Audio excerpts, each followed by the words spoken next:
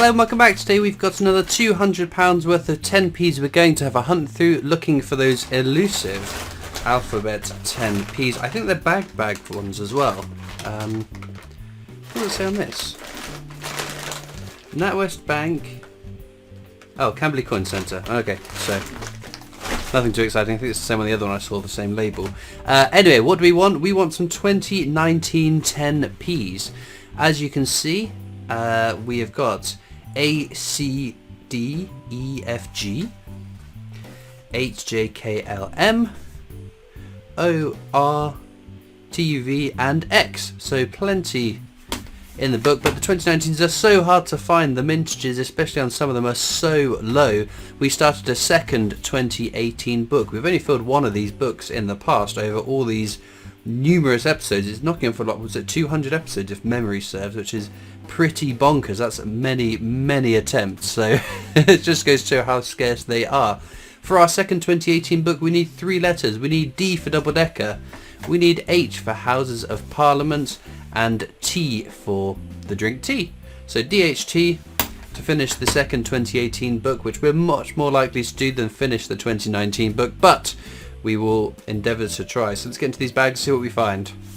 Okay, we're going to jump into some questions from the comment section of my videos. First question comes from XD Death Shadow 6411. It says, I have got 2 William Shakespeare ones, a London Underground, Florence Nightingale, World War II, Trevithick, Invention of Industry and Brunel. If I were to sell them, what would be the best price to sell them for? I also have a Peter Rabbit 50p. So it's tricky to say. So what I do when I'm looking at prices, I go on eBay, I search for the coin, filter it to sold listings. So not what they're listed for, because as we all know, and I've said a bazillion times, you can list on eBay whatever you want for whatever price. It doesn't mean it's worth that or will sell for that. So have a look at some sold listings. Best place to sell them? There's plenty of places, lots of Facebook groups you can sell them. eBay you can sell them onto. The Britannia Coin Company, who I work for, buy collections. If it's just a handful of coins though, it's probably not going to be worthwhile contacting us. If you have a whole collection and they're part of a massive collection of coins, then of course there's a form you can submit on our website that we can price up for you. But yes, that's what I'd recommend you do and try. Nikolai Skrabelj, Skrabelj, I'm not quite sure how to pronounce that, I apologise, says, can you clean coins? Of course, you can clean coins if you want to. My recommendation is don't clean the coins though.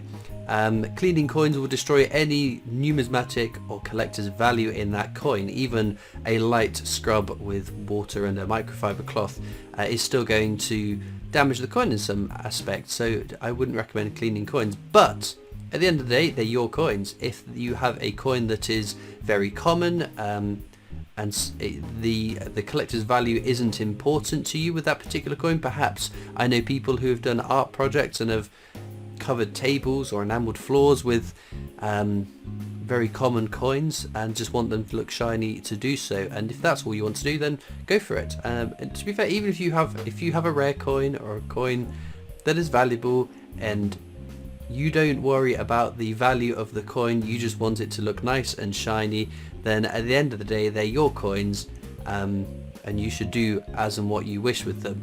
What I would say though is, if in 30 years time you decide you want to sell your collection, don't be surprised if your clean coins aren't worth anything, because they won't be. Because again, part of the history of that coin is the toning, the dirt, the whatever happens to be.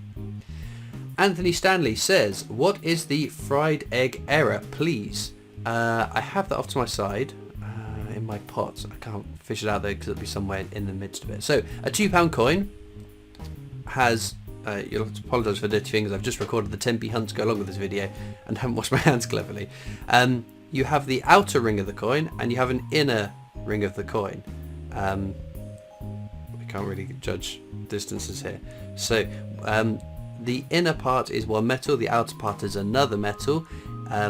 They go into two different hoppers, they feed through, the inner goes into the outer, and part of what locks it in place is when it's minted and struck, the inner bit expands and locks into place with the outer rim. The fried egg error is whereby the inner part when it's been struck, has expanded, but it's expanded more in a certain direction. So it's almost like a fried egg that you've cooked. The yolk has burst and isn't that uniform perfect circle.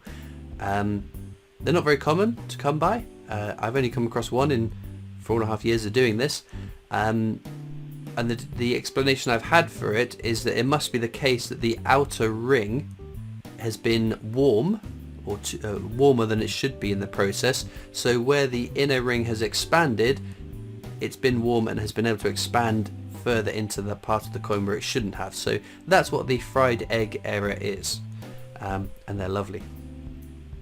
111 compulsions. This is on my 50p coin hunt with my good friend Mike from Eurocoin Hunt. Eurocoin Hunt? Yeah, I think that's what he's called now. The best double act in ages. Please do more videos with Mike in the future. Of course. I mean, the trickiness is that he lives quite a distance from me, but I do like doing those sort of collaborative hunts with some of my friends and fellow coin tubers. So the next time that I see Mike, I'm sure we will do some more videos together. And the next time I see him and I get the chance to do a video for his channel, I will bear in mind what he did to my video. So Zach's World Coin Challenge says, I'll take the opportunity to shamelessly plug my World Coin collecting channel at Zach's World Coin Challenge. I think I've got you on Instagram and I see the pictures that you post and they're pretty cool. So yeah, do go over and check out that channel too.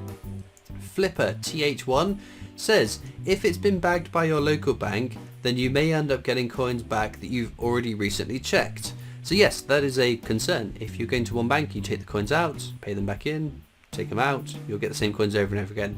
And this is why I use different banks and different branches to take money out and pay money in. So hence, I shouldn't be getting the same coins over and over again.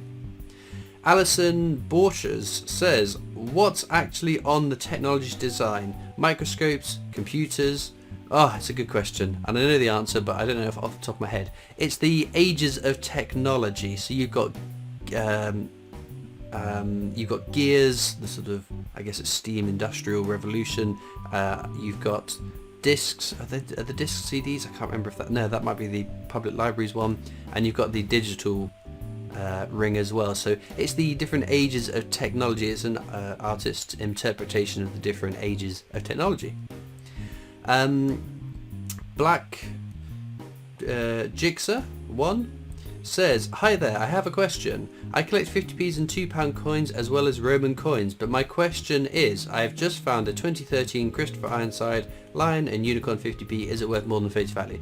No, it's only a face value coin, very common coin. I keep them all because I'm an idiot and I thought that because they're called Christopher, I'm called Christopher, it'd be a good idea to keep them and see how many I could get.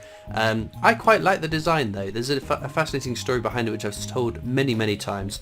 When the UK was turning over to a decimal currency system, Christopher Ironside, coin designer, was selected by the Royal Mint to design the definitive designs, so the non-commemorative designs for the new coinage, which he spent many years doing, top secret, couldn't tell anyone, blah blah blah.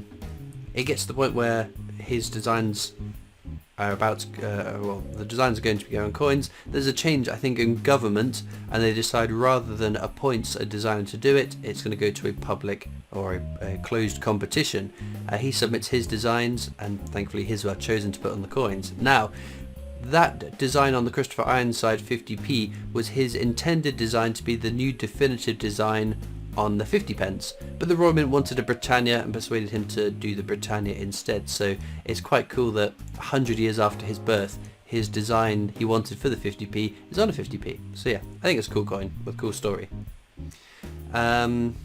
Alison Borchers again says, how come that 2021 coin hasn't hit the shops yet? 2022 is nearly over.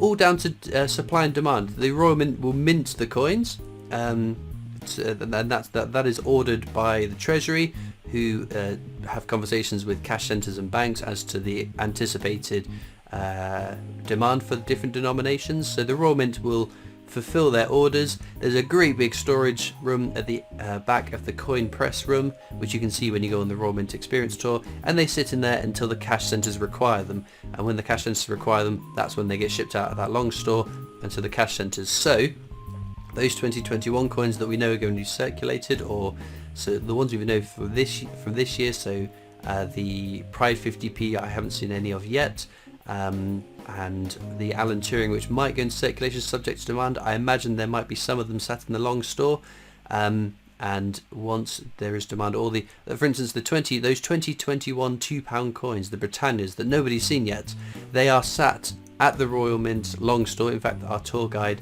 Alison confirmed they're sat there. Just once there is demand for them for cash centres to get these coins, they'll get shipped out. We don't know what's at the front of the queue, or whether there's a queuing system, or whether they just grab a box and go for it, but that's why we haven't seen them yet, because there hasn't been demand from the cash centres. Connor Summer says, Holy Toledo, is anyone else saying a case of the diddlies in their normal life? I need to stop watching coin videos, he's just too nice. Thank you very much, that's a very kind thing of you to say. Sander Conda says, oh my ing God, please do some 50p. I do 2 50p coin hunts every week. Bizarre, I don't know why I saved that comment. Kenneth Adam Everson says, a 10 pence hunt question. Do you put all the back to the bank £2 and 50p commemorative coins all together in a bag, or do you seed the bag with bank bags with a few commemoratives in each? I think I know what you mean. So I hunt through a £250 bag of 50p's. I split out Shields and Britannias so I can search them at the end, do the video, picking out all the commemoratives will go on the desk. I then pause, I go through all the Shields and Britannias off to the side, checking for key dates, because I don't check them as we go. Sometimes I'll spot them and pick them out, but I don't purposefully do that. I'll then obviously show, and as I flick through them, they all go into the bag off to the side that was the empty bag that they all came from.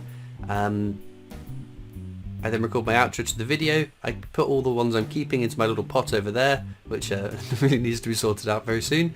And then I scoop up all the commemoratives I'm not keeping, and they get chucked into the top of the bag with all the definitives I've checked for key dates. It then sits around waiting to be bagged up, and I just pick the bag up, tip it upside down. It goes into the coin bags, and then I fill them up as it goes. I seed Benjamin bunnies, so the first few bags I swap out one that's been counted out for a bit and put a Benjamin bunny in, but other than that it's just random. I don't specifically seed commemoratives in particular bags, and I don't put all the commemoratives in one bag. It's just whatever order they come out of the coin counting machine that I use. Right, with that being said, let's get back to the coins. Well, there we go, our finds from today's hunt. No alphabet 10p's, but 3 US quarters, 2 states, that's my teeth back in, Colorado and South Carolina, and then one, I assume that's just would be referred to as the definitive design, United Arab Emirates, East Caribbean states, and Jersey as well. So a nice interesting mix of coins, if no alphabet 10p's. So let me know in the comments which is your favourite coin. There's a bit of paper on that one. There it is, there we go. Hiding some of the design. Let me know in the comments which is your favourite coin that I've found today. I probably lean to Colorado. I think it's a very pretty design on that coin. For those that have watched this far in the video, you might be interested to know as well, there is my coin collecting Discord server, links down in the description to that. If you're not on Discord, I am on Facebook, Instagram, Twitter, TikTok. There's the new PO box address you can write into, and the Britannia Coin Company's YouTube channel, for whom I make videos for as my day job, so please do go and check that out too. All that leaves me to do now though is thank you so much for watching. I hope you've enjoyed, and I'll see you next time for more coins. Bye!